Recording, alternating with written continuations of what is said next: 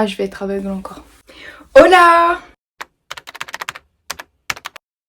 1, 2, 3. Salut tout le monde, j'espère que vous allez bien. Aujourd'hui on se retrouve dans une nouvelle vidéo, donc ce sera une vidéo comment réussir son brevet. C'est vrai qu'à la même période l'année dernière, je regardais que des vidéos comme ça parce que j'étais la meuf trop stressée au final. Le brevet, c'est vrai, c'est de l'eau, donc je vous laisse tout de suite avec la suite. Donc je vais diviser la vidéo en deux parties. La première partie, ça sera des conseils sur un peu tout en général et tout ça. Et dans la deuxième partie, ça sera plus par matière. Premier conseil, c'est faire un planning de révision. Je pense que c'est primordial pour pas être en stress, avoir le temps de penser à tout. Fais une to-do list, voir les cours que t'as pas compris, à revoir en priorité. Organise ton temps. Laisse-toi des pauses aussi, faut pas non plus que tu te bourres le cerveau, ça sert à rien par te stresser inutilement. Deuxième conseil, c'est trouver ta méthode d'apprentissage. Donc ça dépend si t'es plus visuel, auditif ou kinesthésie. J'arrive jamais à le dire, mais c'est pas grave. Donc c'est-à-dire, genre tu ressens plus, genre par exemple tu reconnais plus les odeurs, les mouvements et tout ça. Bon c'est un peu bizarre, je sais pas trop l'expliquer parce que moi-même je ne comprends pas trop cette mémoire. Mais aussi recherche, c'est ta méthode de travail, si tu fonctionnes mieux avec des fiches de révision par exemple. C'est très important, genre c'est pas facile à la trouver. Conseil numéro 3, c'est d'essayer la méthode Pomodoro ou Pomodoro, ça dépend comment tu le dis. Pour cette technique, il faut que tu éteignes tous les écrans pour éviter de forcément d'être distrait par toutes ces choses et tout ça. Alors tu vas commencer par faire une liste avec toutes les choses à faire que tu aimerais bien faire dans ta période de travail. Ne mets pas trop de trucs non plus, il faut pas que ça soit irréalisable, il faut que ça reste correct. Fais ta petite to-do list avec quelques éléments que tu aimerais faire tout simplement. Après tu coupes tes écrans, tu les mets sur le côté, tu les mets loin de toi le plus possible. Ensuite tu mets un chrono de 25 minutes et pendant ces 25 minutes tu vas bosser à fond, tu vas être focus. Après les 25 minutes écoulées, t'auras 5-10 minutes si t'as besoin de pause, mais sans les écrans parce que sinon ton cerveau il va partir ailleurs et tu vas vite dépasser la limite de temps. Et puis tu recommences. Et au bout de 4 périodes de 25 minutes, tu as une pause de 20-25 minutes et tu verras que cette méthode est vraiment superbe. Conseil numéro 4, c'est avoir une bonne hygiène de vie. Je sais que c'est un peu bizarre à dire comme ça, mais évite de manger trop gras, surtout la semaine où tu as tes épreuves parce que on sait jamais, des fois tu peux tomber malade et tout, et puis même ton corps ça le fatigue et tout ça. Pense surtout à ton sommeil, évite d'aller te coucher trop tard, surtout une semaine avant pour te mettre un peu dans le rythme. Fais du sport, ça permet de se dépenser aussi. Conseil numéro 5, c'est si tu comprends pas des cours, demande à tes profs, ils sont là pour ça. Après je sais que c'est pas toujours facile pour tout le monde d'aller les voir, leur demander et tout ça. Sinon il y a des vidéos sur internet qui sont incroyables. Est-ce que je devrais encore présenter Yvan Monka? Je ne pense pas, genre vraiment, je sais pas vous, mais ce gars il m'a sauvé un nombre de fois, c'est un truc de ouf. Tu comprends pas ton cours de maths, tu vas regarder ses vidéos, elles durent 10-15 minutes, 20 maximum, et t'as compris alors que pendant des heures en cours tu comprends rien. Donc vraiment il y a plein de vidéos, je sais que l'année dernière je regardais Réussir mon brevet, un truc dans le genre. Je vous mettrai la chaîne juste ici parce que vraiment, pour ma part, ça m'a vraiment aidé. Il y avait des bonnes vidéos sur des chapitres plus ciblés pour le brevet. Conseil numéro 6, je pense que c'est le plus important, c'est faire des sujets type brevet comme dans les anabrevets. C'est vraiment ce qui vous met le plus en situation vu que c'est des sujets qui ont déjà été faits et qui sont passés au brevet. Il y a le temps, comment gérer son temps et tout ça, puis vous voyez un peu quel genre d'exercice vous pouvez tomber, vous pouvez voir les sujets et tout ça, donc c'est vraiment cool. Alors pour la deuxième partie de la vidéo, je vais faire matière par matière pour donner les conseils, comment s'organiser et tout ça pendant l'épreuve, pour un petit peu plus en détail chaque matière. Alors pour le français, je pense que le plus important c'est de revoir la grammaire, vraiment tout ce qui est grammaire, les classes grammaticales, les fonctions. Mais en français, je vais pas vous mentir non plus, j'avais pas trop révisé à part la grammaire et surtout comment faire un sujet de réflexion.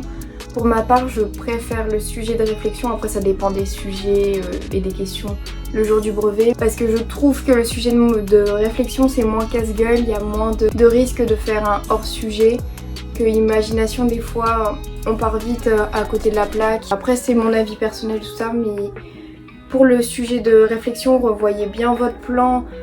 L'introduction et la conclusion, c'est vraiment super important. Pensez à bien faire vos parties, sous-parties avec les exemples. Pour ce qui est de la compréhension de texte, le meilleur conseil que je puisse vous donner, c'est de lire le texte une fois, de suivre avec la lecture des questions. Ça permet de vous mettre un peu dans le contexte, puis relire 2 fois le texte parce que moi je sais que j'ai du mal avec la compréhension de texte. Genre il me faut vraiment beaucoup de temps pour comprendre chaque rôle de chaque personnage et tout ça, leurs actions et tout ça.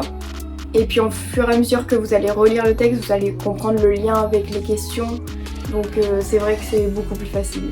Pour les maths, alors mon seul et unique conseil, c'est de faire les exercices Anna Brevet. C'est ce qui m'a clairement sauvée l'année dernière. Comme je l'ai dit avant, regardez les vidéos d'Yvan Manka. Après il n'y a pas que lui, il y a d'autres youtubeurs spécialisés pour les maths tout simplement. Mais faites les exercices, ça vous met en situation, ça met en problème, parce que souvent quand on a des exercices dans nos cours, c'est des exercices classiques. Là vraiment c'est vraiment des problèmes avec du français mélangé aux maths. Et c'est ce qui aide le plus, moi, c'est comme ça que j'ai réussi mon épreuve de maths. Alors pour l'histoire, je pense que déjà c'est la matière la plus compliquée à réviser parce qu'il y a beaucoup de dates. Et les dates, faut les savoir parce que c'est vraiment super important. Aussi les périodes, savoir situer et tout ça. Faut voir comment faire un développement. Après c'est un peu comme le français. Et surtout pensez à bien développer tous vos éléments.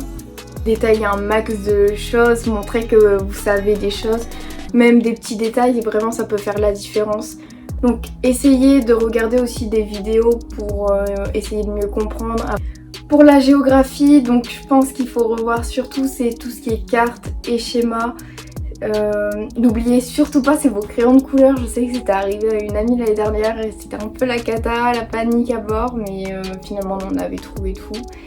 Voir aussi les définitions comme aire urbaine, tourisme vert. Pour l'EMC, je vais pas vous mentir que je pense personne révise pour l'EMC. Preuve un peu bidon dans le sens où c'est de la réflexion. Ils veulent surtout voir comment on prouve nos idées, tout ça. C'est souvent une analyse de documents, donc c'est super simple. Pour la SVT, ce que je te conseille, c'est d'apprendre à analyser un document parce que y a toujours une analyse de document. C'est ce qui fait toute la différence. Pense à dire vraiment ça, c'est super important de dire tout ce que tu vois, tout ce que tu constates et tout ça. Après tu développes bien pour montrer, ça fait du texte et tout ça. Ensuite t'en déduis quelque chose, normalement ça c'est à partir de tes connaissances. Et pour finir tu réponds à la question que tu avais posée dans ta problématique et tout ça à la fin, et tu fais un petit résumé de ce que tu as dit avant. Après il faut peut-être aussi savoir quelques notions, définitions et tout ça. Mais le plus important c'est vraiment analyser un document, montrer tes capacités tout simplement. Pour la technologie, je vais pas vous mentir que j'ai pas vraiment de conseils à vous donner étant donné que l'année dernière je n'ai pas eu cette matière et que je pense comme tout le monde la techno c'est réunion papotage. À part peut-être les schémas des chaînes, des transformations, d'énergie et tout ça. Je pense que c'est principalement ça. Après il doit avoir des documents.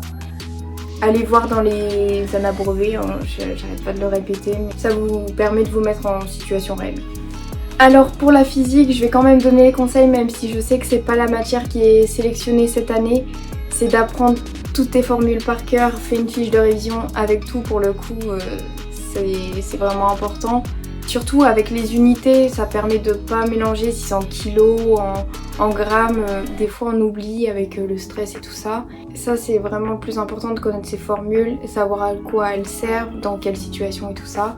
Quand t'arrives devant ta copie, que l'épreuve elle commence, prends ta feuille de brouillon, réécris tout parce que avec le stress souvent tu paniques, t'oublies tout, tu te dis oh là là c'est quoi, j'ai tout oublié et tout, donc fais tout au début, au moins t'es sûr de rien oublier. Donc voilà, cette vidéo est terminée, j'espère vraiment que mes conseils t'auront aidé pour tes révisions. En tout cas si t'as des questions, n'hésite pas à me les dire dans les commentaires, j'y répondrai forcément.